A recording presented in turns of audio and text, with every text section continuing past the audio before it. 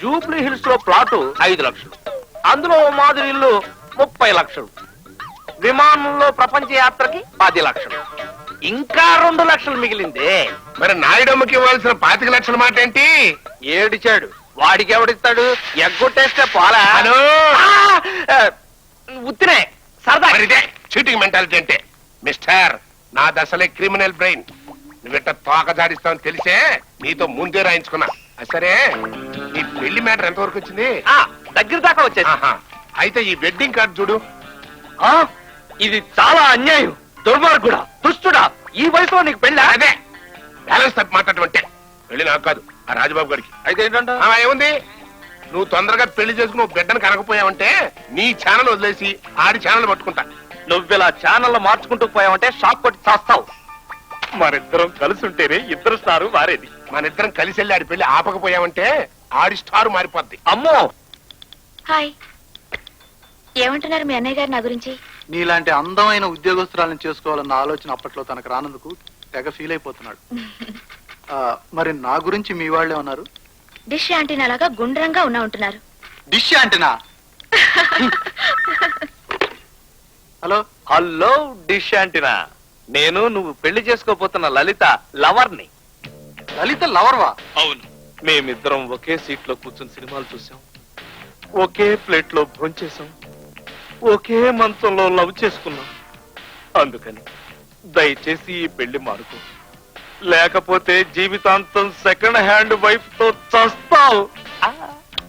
అంతా అబద్ధం. అసలు నువ్వెవరు? నేనెవరైతే నీకెందుకు, కానీ నిజం నిప్పు లాంటిది, ముట్టుకుంటే సుర్రున కాలుతుంది. మా ప్రేమ తుప్పు లాంటిది. మా ఇద్దరిని విడదీశావో నీకు సెప్టిక్ అవుతుంది. మీ ప్రేమ సంగతి నాకు ఇప్పుడు పూర్తిగా అర్థమైంది మిస్టర్ ప్రేమ్ కుమార్. మీ ప్రేమ ఉప్పు లాంటిది, కరిగిపోతుంది. చెప్పు లాంటిది, అరిగిపోతుంది. పప్పు లాంటిది, ఉడికిపోతుంది. జోకేసావా? నీకు నేను జోకర్లా కనిపిస్తున్నానా? రాజబాబు, నేను చాలా సీరియస్ గా మాట్లాడుతున్నాను. అసలు నిన్ను పెళ్లి చేసుకోవటం ఇష్టం లేదని లలితే నీతో చెప్పమంది. కావాలంటే పక్కనే ఉంది, మాట్లాడు. నీ పక్కన ఉందా? మరి నా పక్కన కూడా ఉందా?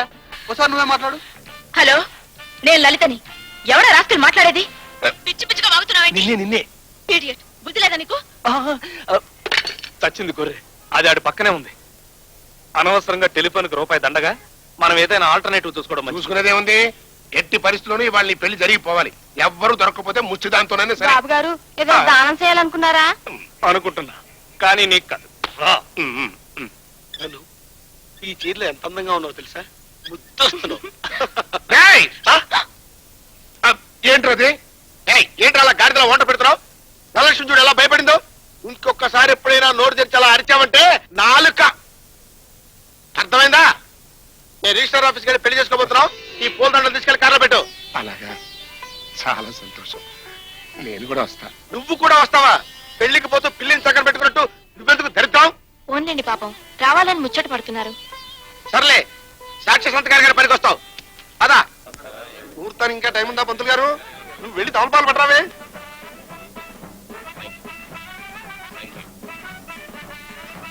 థ్యాంక్స్. ఎంతవరకు వచ్చింది మన వ్యవహారం? నాకంటే అందగాడు ఎవడన్నా దొరికాడా?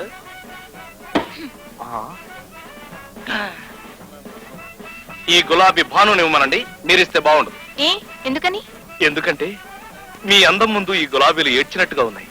అదే భాను ఇచ్చిందనుకోండి, దాని మొహం ఆల్రెడీ ఏడ్చినట్టుగా ఉంటుంది కాబట్టి ఏం పర్లేదు. మీరు భలే సరదాగా మాట్లాడతారే. మాట్లాడటమే కాదు, మీరు పక్కనుంటే కవిత్వం కూడా చెప్తారు. మీ పేరు? సీత. సీత. నా పేరు బోసు.